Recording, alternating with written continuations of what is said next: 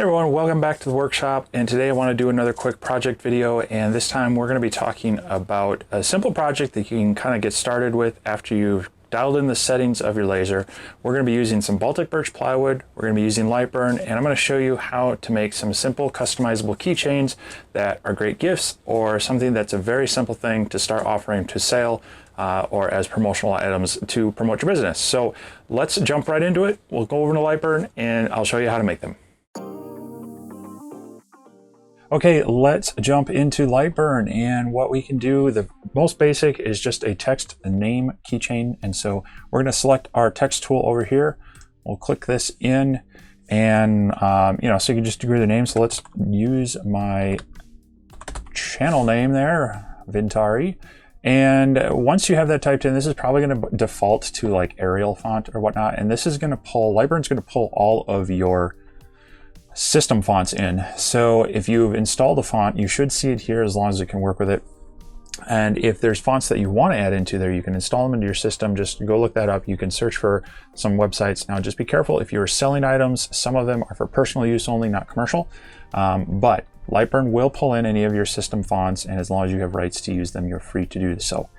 But the nice thing is if you've already typed in your text, you can just scroll through here and it's going to automatically change that. So you kind of get a real-time preview of what you're going for. And there was one I was going to use that I kind of like. Here we go. It's this kind of somewhat retro, kind of a little more curve to it. And so we have our text. Now the easiest thing we could do from here is we could just throw in a rectangle or an oval. So I'm just going to drag across like so till it looks about right. And then I'm going to grab both of these. I'm going to center them both. There we go. And all we would have to add here now is a little keychain hole. So I'm going to just come over here, make this round, and I'm going to want that to be up. There we go, 3 millimeters. And I'm going to go ahead, not that, let's undo that. And we're going to use our selection tool, grab them all, and then we can align them center horizontally. And then we're pretty good. I might actually just take this and bump it over to the right. I'm holding shift just to move it in one plane or the other. That'll give us a little bit better here, and I'm going to move this one over just a little bit more as well, just to give us a little meat off there. There we go. So this would be the most basic style. Then the only thing I need to do is select our words, because we want that. I mean, you could leave it as a cutout if you want. That would be cool too, but I'm going for an engraving, so we're going to put this on our engraving layer, and there you go. We hit our preview pane. It's going to take about 2 minutes. It's going to engrave the words. It's going to cut out our outer shape. It's going to cut out our key chain slot, and we're good to go. So that's one style, but we can also make this a little more fancy. So let's grab our text, Control C to copy, come down here, Control V to paste. I'm going to move this one back onto our text layer. And one kind of cool thing is you can use your offset tool to kind of have it go around your object. And we want to do an outward offset, and we want to increase this. And as you increase it, you'll get your preview of what it's going to look like. So 2.5, I'm actually going to jump this up to 3. Oops, and hit enter, but 3 is good there. And so now it's got this kind of curved shape around it, a little more custom look. However, we do need to add, again, our ring slot. So I'm going to do one other thing. I want to add a little bit of a meat on this end. So what I'm going to do is I'm going to draw a circle, holding down shift to make it round. And I want to increase this one to 6 millimeters, or roughly half an inch, or sorry, 1/4 inch. So I'm going to go 6, and with this locked, it makes it even. And then I'm also going to create the inner circle. So I'm going to switch this to inward, and I want to drop this down to 1.5, which will bring it in about halfway, like so. And then we're going to grab both of these, and we're going to eyeball this into place where we want it. And I'm going to put it right about there. And what I want to do is I want to merge this outer shape with the two outer shapes. So I'm going to just drag like so touching both of those. When you do it from right to left, it's whatever it's touching. When it's from left to right, it's whatever's encased in your object. So we were touching both those, so it just selected those two. We're going to come up to our tools. We'll come to Boolean Assistant, and you can look at these various options for how we're going to combine those. We want the union, so we're going to click that, hit OK. And now we have our keychain, we have our hole, and then all we need to do is select our text, put that on the engrave layer. And there you see we've got the outline. It's a little more unique. We've got our name in there and we've got our hole. Now there's one other style you might want to consider for this. And so what we can do is grab this whole thing again. We're going to copy all of that. I'm going to go ahead and paste it down here. And now what I'm going to do is I'm just going to simply take this outside. I'm going to do our offset one more time, and I'm going to come inward, but I'm going to do it just 0.5, like so. I'm going to hit OK.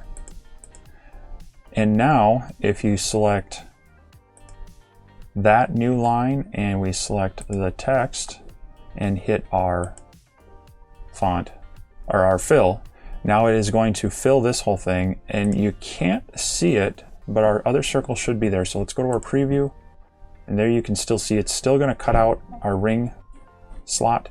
It's going to cut out our outer shape, but it'll have the inverse. So this will all be black. As a matter of fact, if I do it this way, that's a better representation. This will all be black, this will be white, this will be cut out. So the three of these are going to take 7 minutes. So roughly we're in that 2 to 3 minute a piece. This one's probably taking longer because it's more engraving. So let's go ahead and throw these over to the laser and see how it looks.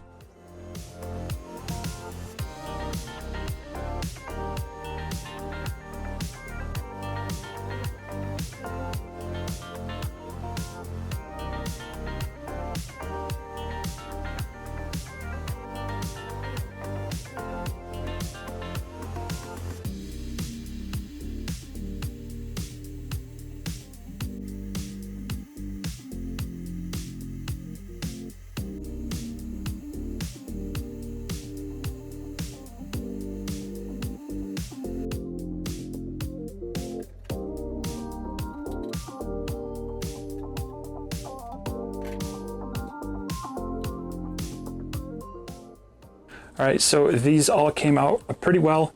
We've got a little cleanup to do, and we'll go ahead and attach the keychain rings and such to them, and then we'll take a look at them when we're all finished. All right, so these all came out okay. The one thing I will say on this one is that we probably could have made this border a little bit, but one thing I want to do first is I'm just going to take some real light. This is some 320 sandpaper, and I'm just going to go over and kind of clean these all up just a little bit, and that might bring some of that contrast back out. All right, and then this one too, we just have some of that overburn on there. I'm gonna go ahead and sand that out as well.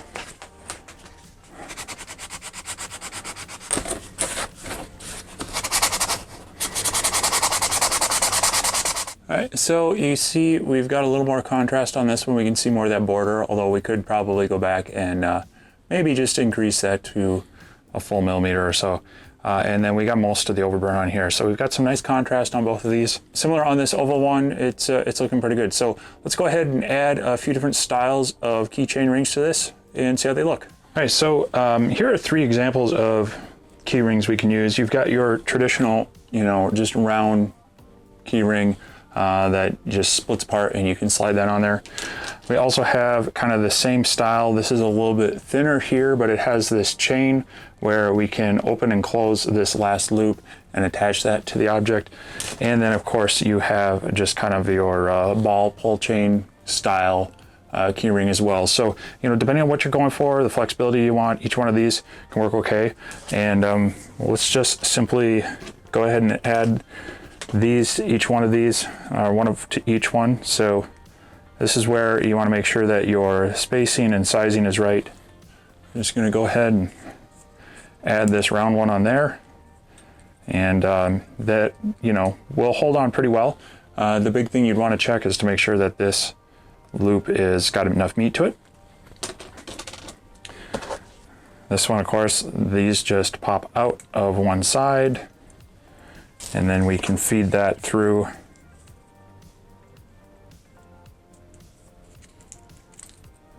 here, and then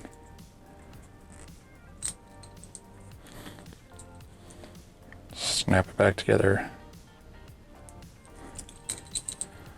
So there you have this style. And then for our last one, we need to take this small ring, we need to open it up just enough, side to side, thread that through, and then we want to close that back as best we can. And you might even want to take a pair of pliers and crimp that shut. But the nice thing there with this one is it allows it to be far more flexible. So here's a better look at all three. This one, obviously less flexibility to lay flat because the way the ring orients on it. This one, lots of flexibility to twist around, but you know, your links are probably a little bit weaker. And then this one, less rigidity to it, but lots of flexibility to your keychain. So all of these are easily sourced. You can definitely find options for them on Amazon. I'll leave links down to them below. But hopefully that's just a quick little idea on how you can make some keychains as maybe your first project and something you could possibly sell. All right, I do want to add one extra tip. Now, there's definitely a balance between making this big enough so that there's plenty of material on there to work with and too big that your ring doesn't work too well. So one thing we can do is we can actually strengthen the fibers of this. And this is one reason to use plywood, is that the various layers are going to actually add strength to that as well. If you use hardwood and you've got grain going this way, it may have a tendency to snap right there, or if you have grain going this way, it might have a tendency to snap on the top and bottom edges. But one thing, especially on this Baltic birch plywood, we can do is we can strengthen the fibers a little bit just by using some thin CA. What this does is it soaks into the fibers of the material and it kind of locks them in and solidifies it. And so if you just very carefully add just a little bit to that ring on both sides, it's not really going to add any extra color. You shouldn't really notice it too much. And then you can just simply take a small piece of paper towel and soak any excess out. Let that cure, and then once it's done, you can just kind of lightly sand any bit out of there. And what that's going to do is soak into the fibers of the wood and just strengthen them quite a bit. And if you do it right, you're not even going to notice it in the finished product. It shouldn't add any real noticeable tint to it. Now that's on this lighter Baltic birch plywood. Your results may vary on different hardwoods and such, but on here I find that works really well. It's a trick I use when tapping wood for screws. You go back with some thin CA to really harden those threads and lock them in, and it works pretty well here as well. Well, there you go. There are some examples of some simple keychains you can make as some gifts and to start selling things from your laser as well. They don't take a lot of time, and if you use some material like this Baltic birch plywood, it's very inexpensive in materials. So definitely something that you can offer at a value to people if you're just trying to get some quick sales at craft shows, or maybe you're working with a small store that wants some customized items. It's definitely an easy thing to just start out with. And hopefully this inspires you to play around and make some unique things that can help you earn some money back or just enjoy your laser. All right, well, I hope you enjoyed this video. I hope you found it educational or entertaining, however it may be. I do just like to share some ideas to help people get more use out of the lasers and get started with them, wherever you may be at on your journey with it. I hope you found this useful. And if so, I would love that thumbs up, hit that like button, leave a comment on maybe how you would use this, or if you have a question about making them or how to get set up with yours, leave that down below. I do try to answer those as best I can.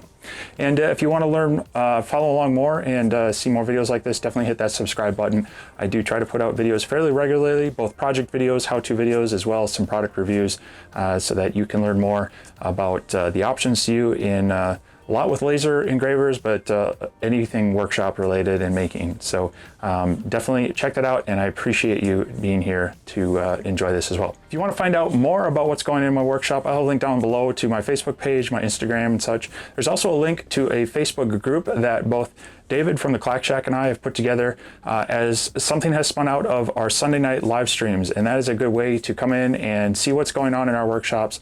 We answer questions from the audience in real time, sometimes helping out with ideas, projects, troubleshooting lasers, as well as talking about some new things out in the market as well. So if that's something that interests you, definitely check that out. It's at 7 p.m. Sundays Central Standard Time, and we'd love to see you there and have you interact with us as well. And that's going to wrap it up today. I hope, again, that you enjoyed this, and I hope to see you again.